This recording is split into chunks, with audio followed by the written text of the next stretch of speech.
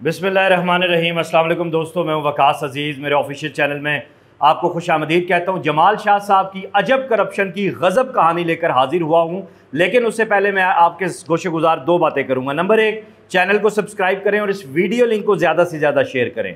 Number दो, अमीर मकाम साहब की करप्शन का भी पहले मैं तज़किरा करूंगा और बताऊंगा कि अमीर मकाम साहब के भर्ती किए हुए नाजायज़ लोग मेरे मुल्क की दौलत को कैसे लूट रहे हैं और कैसे इदारों को खोखला कर रहे हैं।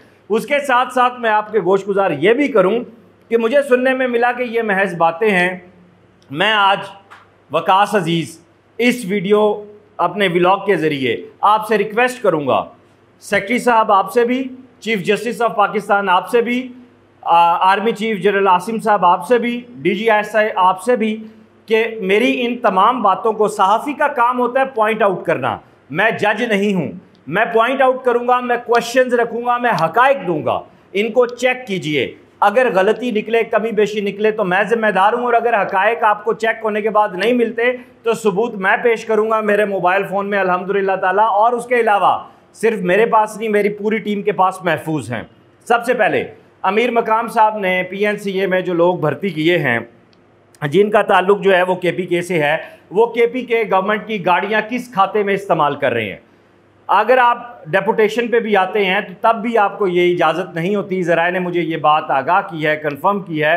गवर्नमेंट रूल्स जो हैं वो जहाँ पे भी हैं वो एक टोटल डिटेल है, मैं उस डिबेट में नहीं जाता।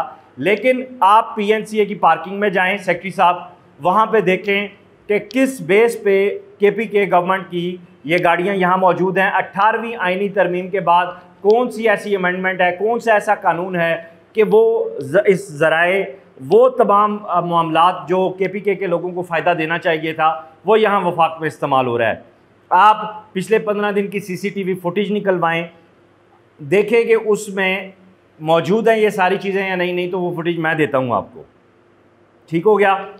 उसके बाद फिर मैं आपसे ये गुजारिश करूँगा कि ये दोनों चीज़ें जब आपको नज़र आ जाएंगी तो फिर ये आप इंक्वायरी करवाएं कि PNCA के सरकारी अफसरान के पास KPK गवर्नमेंट की सरकारी नंबर प्लेट वाली गाड़ियाँ क्या कर रही हैं। नंबर एक, अब आते हैं जमाल शाह साहब की जानिब। जमाल शाह साहब की जो तैनाती है उसमें हमारे एक दोस्त मुल्क के सफ़ीर का भी बहुत बड़ा किरदार है। मैंने इस पर पहले बात नहीं की थी लेकिन आज बता रहा हूँ। लोगों का ये कहना है कि केयर टेकर गवर्नमेंट है तो इसमें हमारे इदारे इन्वॉल्व हैं। इदारे मुल्क को बेहतर करने के लिए इन्वॉल्व हैं, इदारे मुल्क की सालमियत के लिए, मुल्क को माशी सतह पे अच्छा करने के लिए इन्वॉल्व हैं। और जनरल आसिम मुनीर साहब की जो काविशें हैं, जो कोशिशें हैं, इस वक्त पूरे मुल्क के जो दौरे हैं वो इस बात को वाजे कर रहे हैं। लेकिन जब इदारों में ऐसे शरपसंद मुल्क दुश्मन करप्ट नासिर आकर बैठेंगे तो फिर आप बताइए कि जनरल आसिम मुनीर क्या करेंगे। उनकी जो सारी एफ़र्ट्स हैं, या वज़ीर आज़म काकड़ साहब की जो एफ़र्ट्स हैं, या आपके जो मुल्क दोस्त जो इदारे हैं, मुहिब्बे वतन जो इदारे हैं, उनकी जो एफ़र्ट्स हैं वो कहाँ जाएंगी। अब जमाल शाह साहब को F9 पार्क में इस म्यूज़ियम बनाने का जो ठेका है वो किस खाते में दिया गया है, किस बुनियाद पर दिया गया है, उसके टेंडर किधर हैं, उससे जुड़े हुए तमाम मामलात किधर हैं, उस म्यूज़ियम के अंदर जो कुछ होता है वो तो सारा PNCA के अंडर, PNCA की उस सारी रिवायत में मौजूद है। इसी तरह अगर हम आगे चलते हैं तो देखते हैं, इसी तरह मैं आगे चलूँ तो एक बहुत बड़ा सवाल आता है कि हुनरकदा को F9 पार्क और सर सैयद हॉल में आर्ट गैलरीज बनाने का ठेका किस बुनियाद पर दिया गया है। सिर्फ इसलिए कि जमाल शाह साहब वज़ीर हैं, जमाल शाह साहब लाडले हैं, इस वजह से। यहाँ पे सेक्रेटरी साहब मैं आपसे ये भी गुजारिश करूँगा कि जो शराइत हैं वो भी पब्लिक की जाएँ, किन शराइत पे किया गया है। जबकि PNCA के पास मैंडेट भी मौजूद है, PNCA के पास मैंडेट भी मौजूद है। PNCA को नज़रअंदाज करके हुनरकदा को सरकारी वसाइल क्यों दिए जा रहे हैं, और वो सारे सरकारी वसाइल अब आगे जमाल शाह साहब की जो फ़िल्म प्रोडक्शन के मामलात हैं, दीगर जो चीज़ें हैं, और फिर उससे जुड़े हुए कुछ साइड लाइन एरियाज़ भी हैं, बिलो दी बेल्ट मैं नहीं जाऊँगा। हम अभी अमीर मकाम साहब की करप्शन को, उनकी नाजायज़ भर्तियों को, जिस तरह उन्होंने लोक वर्षा में लूट मार की है उसको, अकादमी अदबियात में जो लूट मार की है उसको, PNCA में तो खैर तबाही रेड़ा ही लगा दी है उसको, उसका रोना रो रहे थे कि जमाल शाह साहब ने आते साथ ही अपने आरे ब्लेड तैयार किए हैं और वो जो सारी भूख है वो अब ख़त्म करने के लिए तैयार हो चुके हैं। चेयरमैन नैब से गुजारिश है, आर्मी चीफ जनरल आसिम साहब से गुजारिश है, चीफ जस्टिस साहब से गुजारिश है कि केयर टेकर सेटअप में तो ऐसा कुछ भी नहीं होता, लेकिन ऐसा क्यों हो रहा है। इलेक्शन कमीशन इस चीज़ का नोटिस क्यों नहीं ले रहा, इन सारे मामलात का नोटिस कौन लेगा।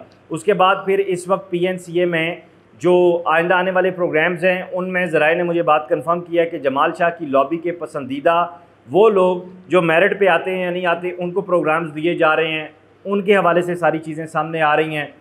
क्यों लॉबीज़म जो है वो होता है, मेरिट का कत्लेआम क्यों हो रहा है। मेरिट के कत्लेआम की जहाँ हम बात करते हैं तो वहाँ फिर हमें और जो रोने हैं वो रोना जो है वो बंद करने पड़ते हैं। अभी तो मैं भर्तियों के मामलात जो है वो आपके साथ शेयर कर रहा हूँ। अभी तो मैं लोक विरसा की कुछ फाइलें मेरे पास आई हैं, वो मैं तरतीब दे रहा हूँ, उनको देख रहा हूँ। उनके अकाउंट सेक्शन से कुछ मामलात हैं वो अगले व्लॉग्स में मैं शेयर करूँगा इंशाअल्लाह ताला।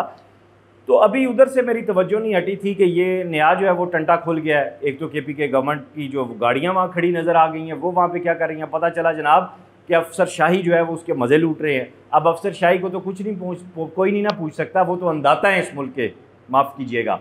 और अभी वहाँ से तवज्जो नहीं हटी थी तो ये ठेके वाले मामलात जो हैं वो जमाल शाह के सामने आ गए। अब इसमें खाली जमाल शाह नहीं है अकेले, पूरा नेटवर्क है। उस नेटवर्क ने अंडर हैंड बहुत कुछ लिया है। मेरे मुल्क की जड़ों को खोखले करने वाले ये जो अनासिर हैं इनको कौन पकड़ेगा, इनको कौन रोकेगा। मेरी फ़ौज जो है वो सरहदों पे लड़ रही है, वो मुल्क दुश्मन अनासिर के साथ लड़ रही है। अब अपने जो अंदर जो इतने बड़े दुश्मन जिनका सामना करना पड़ रहा है, भाई IMF के मकरूज़ हैं, बाल बाल कर्जे में जकड़ा हुआ है, तबाही के धाने पे पहुंच चुके हैं, मईशत हमारी तबाह हो चुकी है, ठीक है। और ऐसे में ये लोग लूट के खा रहे हैं मेरे मुल्क को। खुदारा आर्मी चीफ साहब, मेरी आपसे गुजारिश है कि फ़ौरन इनका एहतसाब किया जाए और इनको एहतसाब के कटहरे में लाया जाए, ये सारी चीज़ें पूछी जाएँ जो कुछ हो रहा है। और अमीर मकाम साहब को मैं गुजारिश करूँगा आर्मी चीफ साहब से कि जो इन्होंने ये सारी भर्तियाँ की हैं और जो ये सारे बड़े बड़े थब्बू कमाए हैं, इन्हें अरेस्ट किया जाए और पूरा एहतसाब किया जाए। जब तक ये सब कुछ नहीं होगा तब तक मेरे मुल्क का नौजवान दर बदर खाके सर रहेगा। फिर चाहे आप बेशक फिरें, मिलें, वज़ीर आज़म से मिलें, फिर चाहे आप बेशक जो है जाके वहाँ पे आप सहाफ़ियों से मिलें, आप जाके बेशक जो है वो बिजनेसमैन से मिलें, कोई भी काम जो है वो ऑन मेरिट जब तक नहीं होगा तब तक आप कैसे काम आगे बढ़ा सकेंगे। जमाल शाह साहब की इस अन्नेवाह जो लूट मार है उसका नोटिस लेना चाहिए और उसके साथ साथ अमीर मकाम साहब जो रंदा लगा के गए हैं इस सब को अब आवाम के सामने एक सामने लाने चाहिए। आपकी बड़ी मेहरबानी होगी। आइंदा आने वाले व्लॉग में मैं मज़ीद कुछ अहम इंकशाफ करने जा रहा हूँ। आज जो गुजारिशात की हैं मेरे ज़राए ने मुझे तमाम चीज़ें साथ फराहम की हैं। अगर किसी चीज़ की आपको ज़रूरत हो तो आप मेरे से रब्ता करके ले सकते हैं। अपना ख्याल रखिएगा। खुदा।